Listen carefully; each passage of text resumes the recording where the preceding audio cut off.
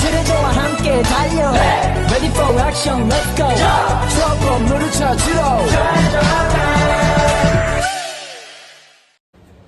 Assalamualaikum warahmatullahi wabarakatuh. Perkenalkan, nama saya Andini Bunda Putri, MPM C0C023081.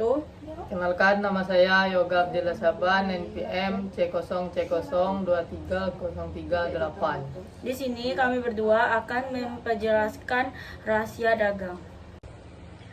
Dagang menyatakan bahwa rahasia dagang akan mendapatkan perlindungan apabila informasi tersebut bersifat rahasia, mempunyai nilai ekonomi dan dijaga rahasianya melalui upaya sebagai mestinya.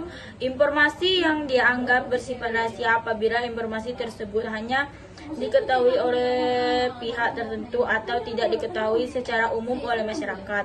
Informasi dianggap memiliki keuntungan secara ekonomi. Informasi dianggap dijaga kerahasiaan apabila pemilik atau pra-pemilik menguasainya itu melakukan langkah-langkah yang layak dan yang patut. Mekanisme perlindungan rahasia dagang adalah sepenuhnya diupayakan oleh sang pemilik rahasia dagang. Dijaga kerahasiaannya agar tidak terbuka kepada masyarakat. Oleh karena itu, jangka waktu perlindungan rahasia dagang adalah selama rahasia dagang tersebut belum terbuka. Rahasia dagang tidak ada pendaftaran. Rahasia dagang tidak diperlukan pendaftaran. Rahasia dagang hanya tersimpan oleh pemilik informasi. Informasi rahasia dagang itu sendiri. Hak kekayaan intelektual ini istimewa karena tidak perlu didaftarkan dan tidak perlu diumumkan untuk mendapatkan perlindungan hukum. Berbeda dengan pendaftaran rahasia dagang yang tidak diatur secara jelas dalam Undang-Undang Rahasia Dagang.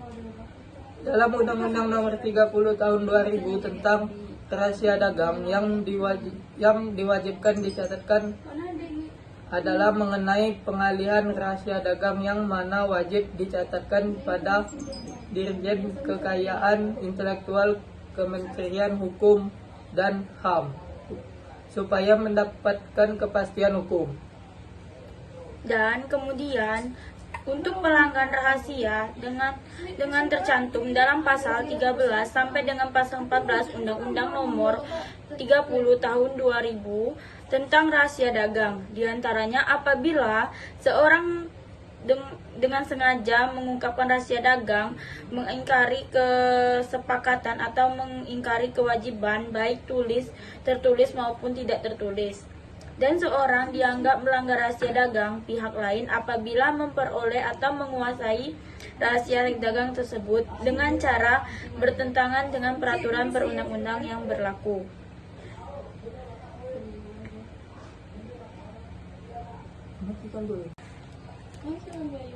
Apakah rahasia dagang dapat diwariskan?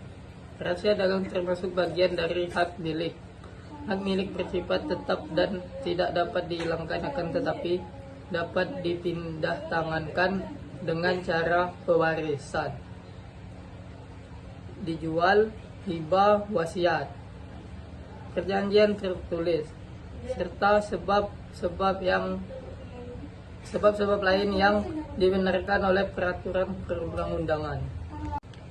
Yaitu apa saja? Lingkungan perlindungan rahasia dagang. Lingkungan perlindungan rahasia dagang meliputi metode produksi, metode pengolahan, metode penjualan atau informasi lainnya di bidang teknologi dan atau bisnis yang memiliki nilai ekonomi dan tidak diketahui oleh masyarakat umum. Rahasia dagang adalah informasi yang tidak diketahui oleh umum dan di bidang teknologi atau bisnis, mempunyai nilai ekonomi karena berguna bagi kegiatan usaha dan dijaga kerahasiaannya oleh pemilik rahasia dagang.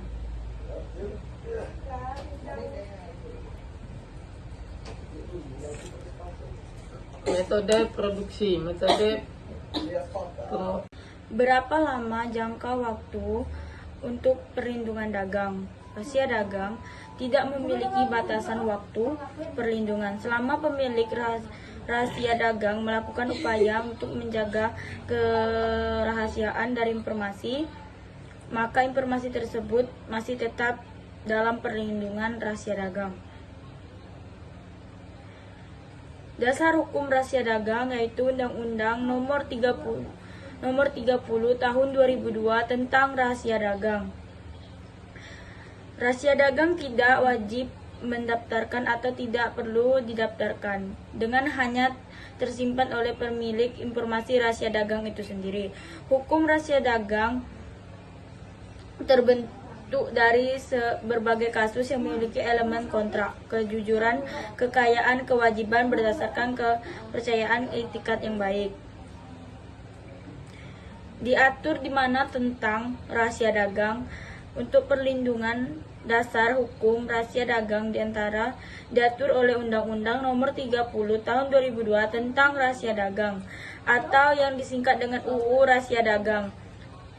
Pentingnya peran konsul hukum dan KI dalam pendaftaran kekayaan intelektual.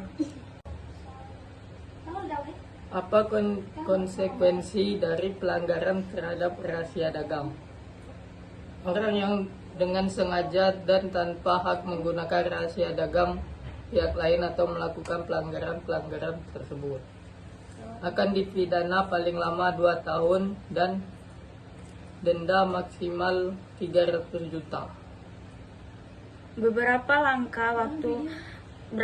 jangka waktu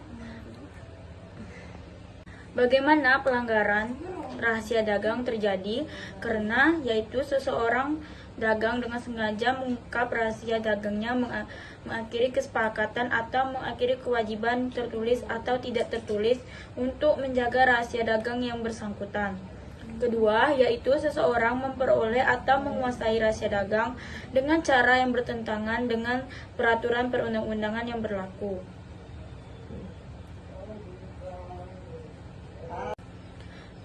Apa saja hak pemilik rahasia dagang? Rahasia pemilik dagang yaitu hak untuk menggunakan sendiri rahasia dagang yang memiliki memberikan lisensinya kepada atau melarang pihak lain untuk menggunakan rahasia dagang atau menggunakan rahasia dagang itu kepada pihak ketiga untuk kepentingan yang bersifat komersial. Pelanggaran rahasia dagang juga terjadi apabila seseorang dengan sengaja menggunakan rahasia dagang, mengingkari kesepakatan atau mengurangi kewajiban tertulis atau tidak tertulis untuk menjaga rahasia dagang yang bersangkutan. Apa konsekuensi? Menurut Undang-Undang Nomor 30 Tahun 2000 Pasal 2, objek ruang lingkup rahasia dagang meliputi metode produksi, metode pengolahan, metode penjualan atau informasi lain di bidang teknologi dan bisnis yang memiliki nilai ekonomi dan tidak diketahui oleh masyarakat umum. Yaitu apa saja? Lingkungan perlindungan rahasia dagang. Lingkungan perlindungan rahasia dagang meliputi metode produksi, metode pengolahan, metode penjualan atau informasi lainnya di bidang teknologi dan atau bisnis yang memiliki nilai ekonomi dan tidak diketahui oleh masyarakat umum. Rahasia dagang adalah informasi yang tidak diketahui oleh umum dan di bidang teknologi atau bisnis, mempunyai nilai ekonomi karena berguna bagi kegiatan usaha dan dijaga kerahasiaannya oleh pemilik rahasia dagang.